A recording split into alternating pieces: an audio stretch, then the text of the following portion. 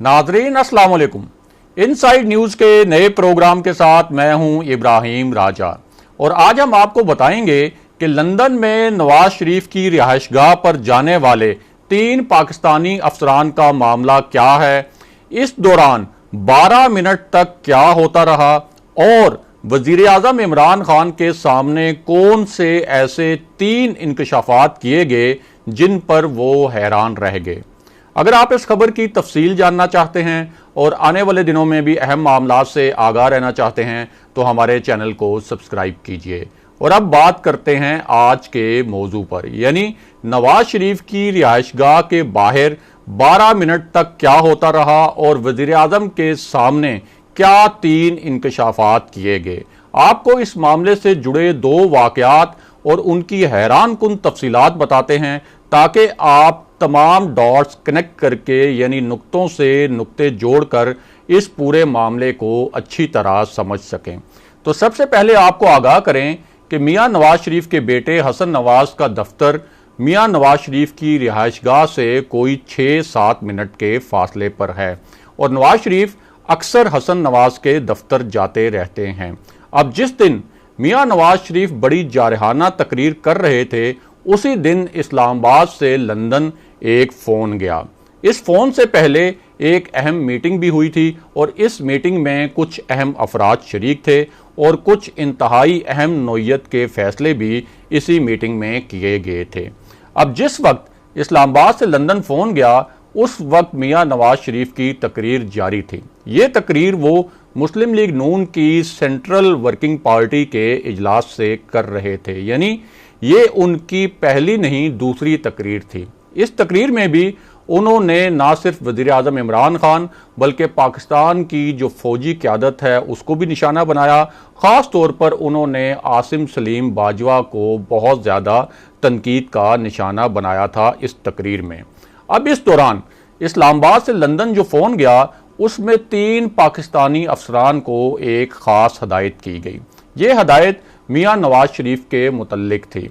ये अहम तरीन हदायत क्या थी और उसके बाद 12 मिनट तक क्या होता रहा उसकी तफसील भी आपको बताते हैं, लेकिन पहले आपको इसी मामले से जुड़े कुछ अहम हकायक बताते हैं ताकि आप इस पूरे वाक़े का पस मंज़र भी अच्छी तरह समझ सकें। तो मामला ये है कि वज़ीर आज़म इमरान खान की ज़ेर सदारत एक इजलास हुआ। इस इजलास में माहौल ज़रा कशीदा और बहुत ज़्यादा संजीदा था। इस इजलास में मुशीर दाखिला शहजाद अकबर भी शरीक थे। वज़ीर आज़म इमरान खान ने इस इजलास में 2 सवालात किए और ये जो दोनों सवाल थे वज़ीर आज़म ने शहजाद अकबर को मुखातिब करके किए। अब इन दोनों सवालों के जवाब में शहजाद अकबर ने 4 ऐसे इंकशाफात किए जो वज़ीर आज़म इमरान खान के लिए और जो दीगर वज़रा उस इजलास में मौजूद थे उन सब के लिए बहुत ज़्यादा हैरान कुन थे। वज़ीर आज़म का पहला सवाल यह था कि जब मियां नवाज शरीफ को बरतानिया भेजा गया तो बरतानवी हुकूमत के साथ क्या अंडरस्टैंडिंग की गई थी, यानी बरतानवी हुकूमत को क्या बताया गया था कि मियां नवाज शरीफ को कितने अरसे के लिए बरतानिया भेजा जा रहा है, किन शराइत पर बरतानिया भेजा जा रहा है और मियां नवाज शरीफ कितने अरसे के लिए बरतानिया में उन्हें इलाज की इजाज़त दी गई है और अगर वो बरतानिया में इलाज नहीं करवाते तो उन्हें कितने अरसे में वापस भेजा जाएगा। वज़ीर आज़म का दूसरा सवाल ये था कि मियां नवाज शरीफ को वापस लाने के लिए ठोस ऑप्शन क्या है। अब इस पर शहजाद अकबर ने 4 इंकशाफात किए। एक तो उन्होंने ये बताया कि जब मियां नवाज शरीफ को बाहर भिजवाने का फैसला हुआ तो बरतानवी हुकाम ने पाकिस्तान से बाज़ाब्ता तौर पर पूछा था कि मियां नवाज शरीफ का स्टेटस क्या है, यानी बरतानवी हुकाम चाहते थे कि उन्हें सरकारी सतह पर तहरीरी तौर पर बताया जाए कि मियां नवाज शरीफ को आखिर बरतानिया क्यों भेजा जा रहा है। अब हुकूमत ने बरतानवी हुकाम को सरकारी तौर पर क्या लिख कर दिया और क्या दस्तावेजात फराहम की, उससे कहानी में एक मुकम्मल तौर पर नया मोड़ आ गया। वो मोड़ कैसे आया उसकी तफसीलात भी आपको बताते हैं। तो आपको आगाह करें कि एक तो हुकूमत ने नवाज शरीफ की जो प्लेटलेट्स वाली मेडिकल रिपोर्ट निकाली और उसकी कॉपी बरतानवी हुकाम को भेजी और इस रिपोर्ट से जाहिर होता था कि नवाज शरीफ की तबीयत बहुत नासाज है और उनकी जान को ख़तरा है। उसके अलावा हुकूमत ने लाहौर हाई कोर्ट के फैसले की कॉपी भी बरतानवी हुकाम को भिजवा दी। और ये वो फैसला था जिसमें लाहौर हाई कोर्ट ने मियां नवाज शरीफ को लंदन जाने की या बैरून मुल्क जाने की इजाज़त दी थी इलाज की गर्ज से।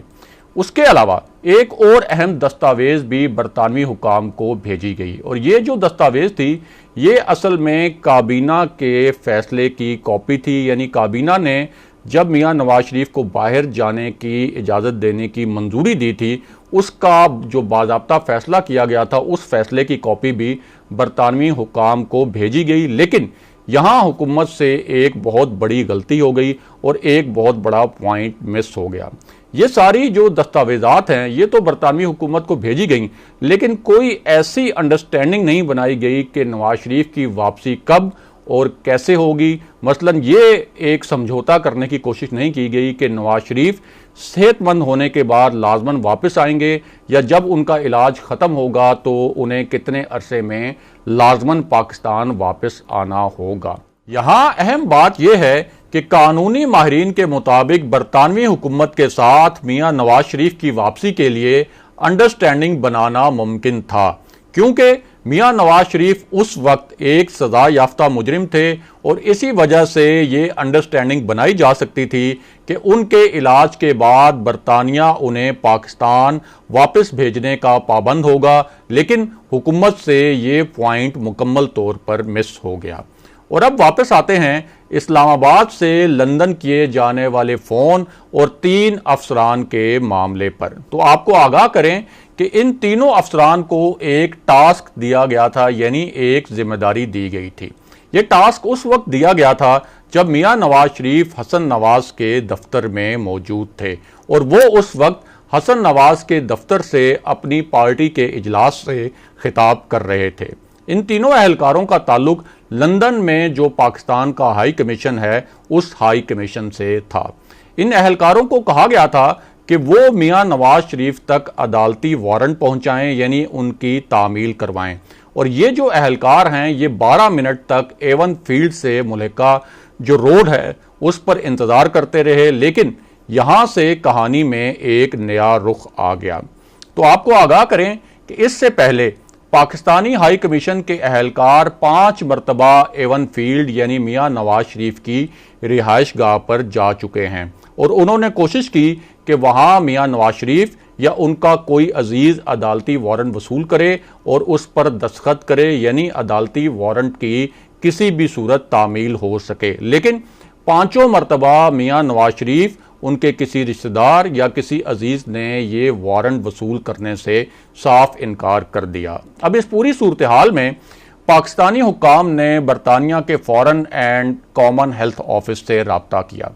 पाकिस्तानी हुक्काम ने बरतानवी हुक्काम को बताया कि पाकिस्तानी अदालत ने नवाज शरीफ के वारंट जारी किए हैं। बरतानवी हुकूमत को यह भी बताया गया कि नवाज शरीफ अदालती मफरूर हैं और बरतानवी हुक्काम को अदालती फैसले की कॉपी भी दी गई। उसके बाद उन्हें बताया गया कि मियां नवाज शरीफ जानबूझकर अदालती वारंट वसूल नहीं कर रहे, लिहाजा बरतानवी हुक्काम उन्हें मजबूर करें कि वो अदालती वारंट वसूल करें। अब पाकिस्तानी हुक्काम की इस दरख्वास्त पर बरतानवी हुक्काम ने क्या जवाब दिया, तो आपको आगाह करें कि बरतानवी हुक्काम ने पाकिस्तानी हुक्काम को साफ जवाब दे दिया कि वो इस वारंट की तामील करवाने में पाकिस्तानी हुक्काम की किसी किस्म की कोई मदद नहीं करेंगे।